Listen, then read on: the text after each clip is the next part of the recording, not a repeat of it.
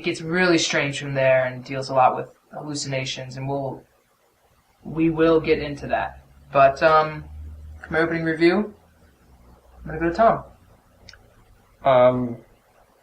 Yeah, that's the thing. Does it deal with hallucinations or doesn't it? Like, the whole movie, you're never sure what is real and what is not. Mm-hmm. Like, even until the end. But this was almost a perfect movie.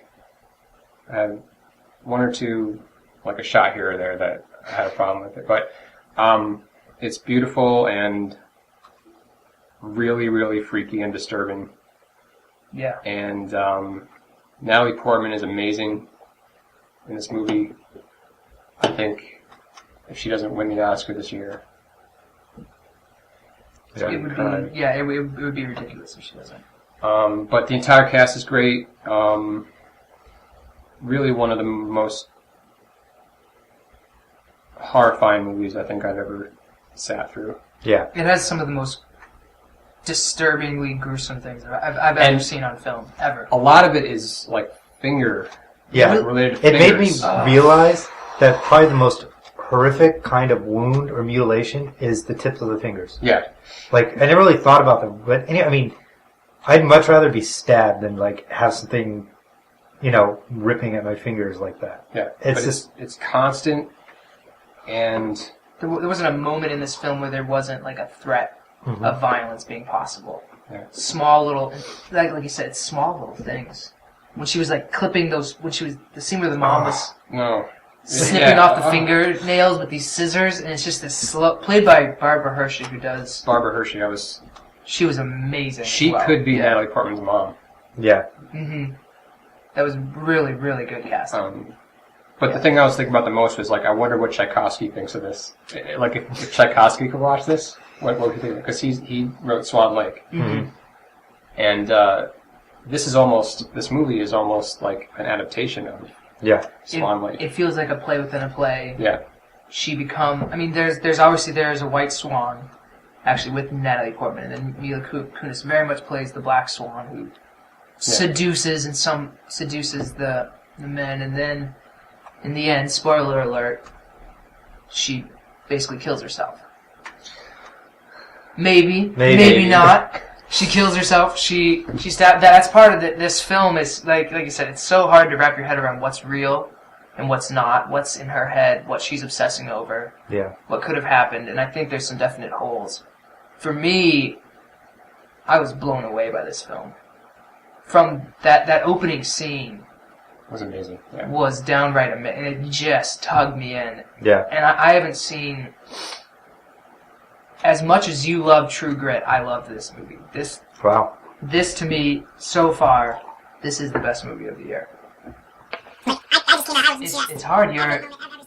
What's brilliant about it is that you're completely in her head. Yeah. So you don't know. You're as lost as she is. You're as lost as she is.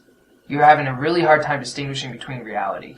Yeah. Now, and Aronofsky's done this before. Mm-hmm. He's done this in Pi and Requiem for a Dream. So let's talk a little bit about how Aronofsky, because this shoots and how he does films, because this is a very different...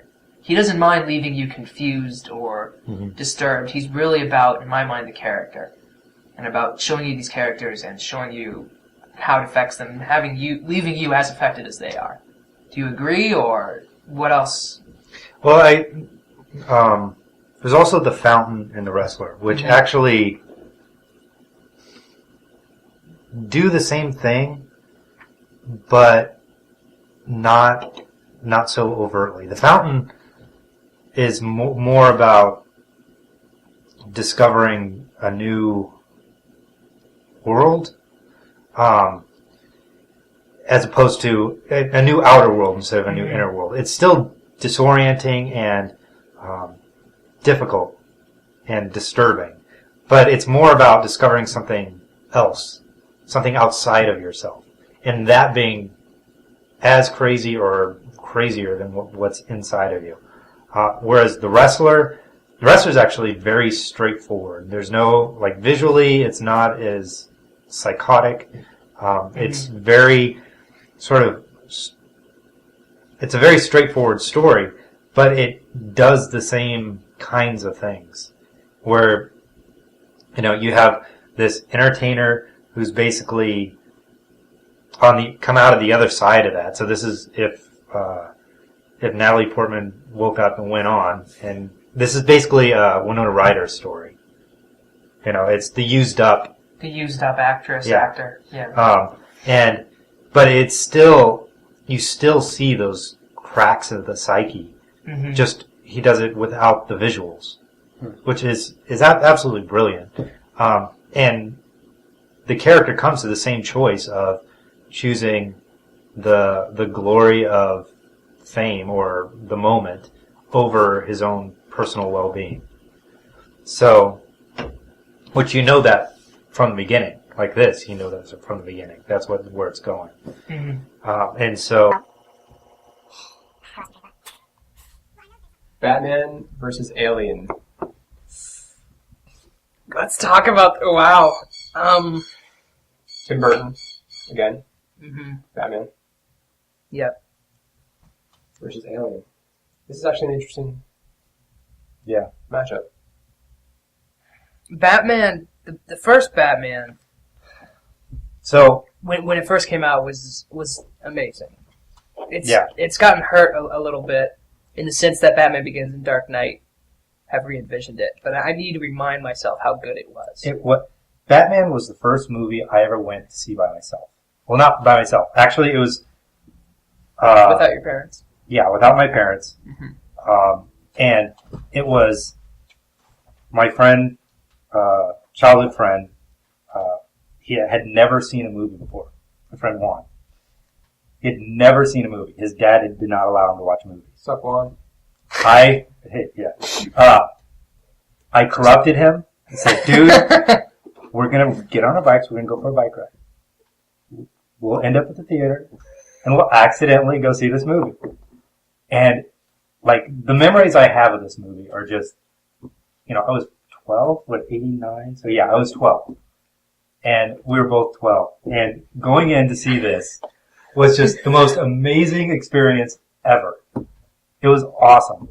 And looking at I can't not feel the same thing whenever this movie comes up. And even though I think Alien is probably a better movie in the end, Batman is just sort of, it was my sort of intro to the darker side of movies. Batman, it still holds up. Oh yeah, it's still good. I watched it a couple of years ago, and everyone's like, I had just watched, Batman Begins and Dark Knight, and I wanted to see if it still held up, if I think still enjoy it. Michael Keaton's a better Batman than Christian Bale. I've heard this silly argument before. He is. We have spent countless hours on this silly argument. But you're wrong. It's Michael Keaton playing against type. Yeah. Yeah. So throughout the 80s, he was pretty much a comedian. Mm-hmm. Yeah. One thing that Flickchart is really good for is you get a movie that comes up randomly, and it reminds you what a good movie that was. Yeah. Mm-hmm. Yeah. And Batman is one of those movies that Flickchart has done that for me with. It's come up and I'm like, you know what? That actually is a great movie. Yeah. And I am going to pick it over this, and it's going to end up a lot higher on my list than I would have thought it would be.